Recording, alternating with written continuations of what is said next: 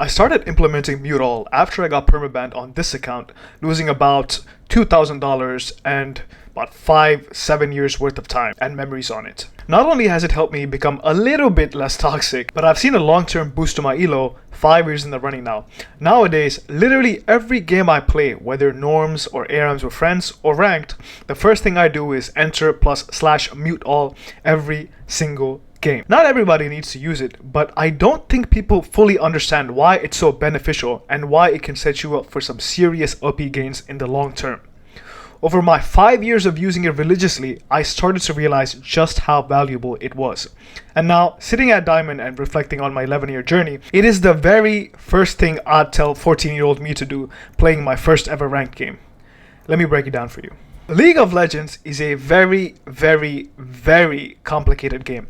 There is so many things to keep track of, so much clicking to do, so many skill shots to hit, who's strong, who's weak, what the hell do I need to do next. While you are trying to keep track of all this useful information, some dickhead tries to taunt you in all chat.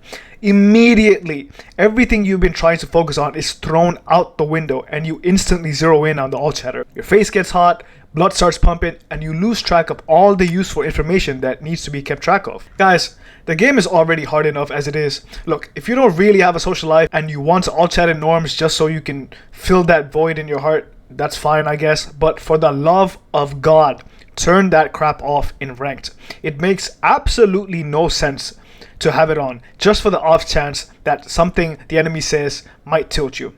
You could realistically lose games where you could have won if you had just stayed cool and focused instead of typing out your PhD thesis in chat.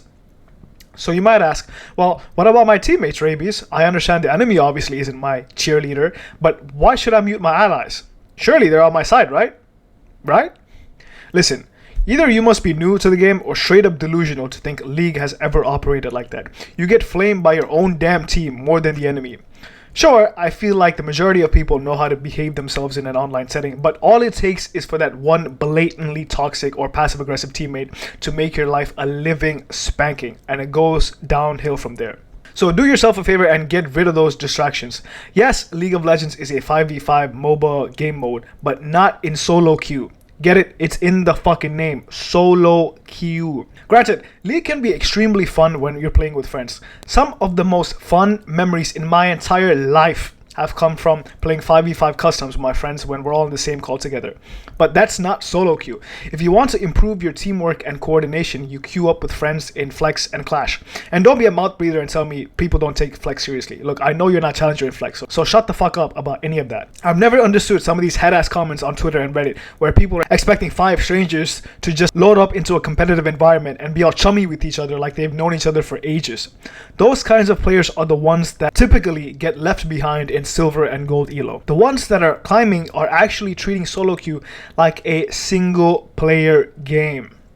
And this is the main point of the video, guys, so I want you guys to pay very close attention to this. So remember in my first video where I explained that climbing in ranked is like clearing a dungeon? You guys like this, right? Getting diamond is like clearing an extraordinarily difficult dungeon in an MMO. Let's say it's a solo dungeon and you have to clear it, but it's very hard.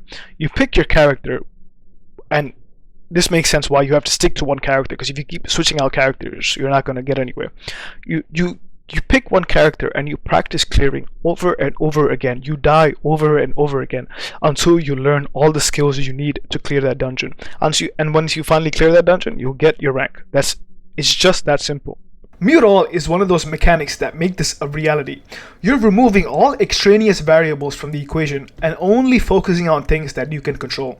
Do this enough times in ranked and you'll start putting focus into the things that really matter, like tracking win conditions and organizing map movements.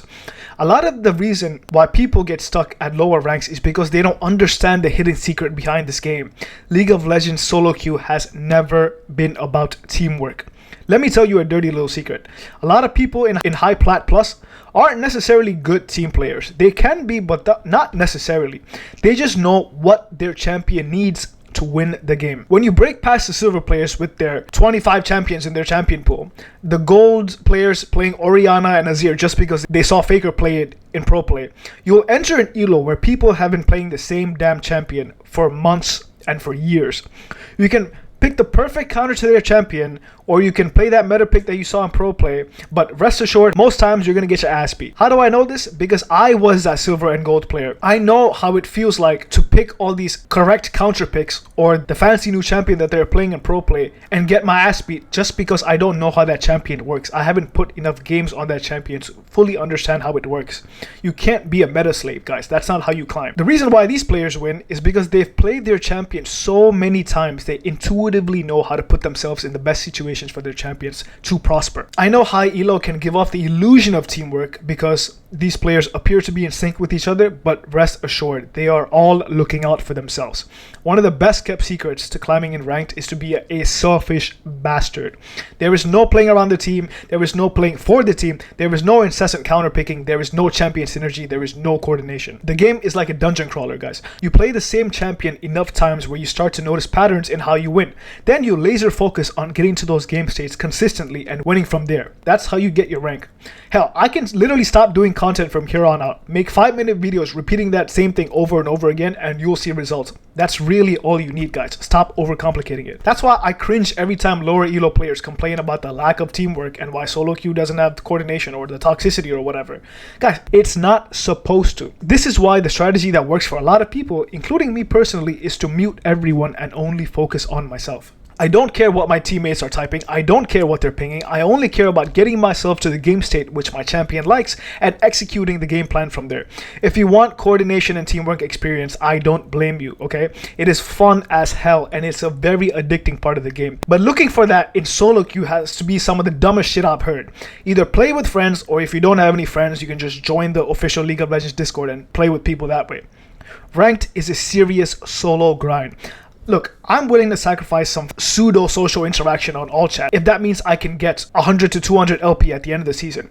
Question is, are you serious enough too?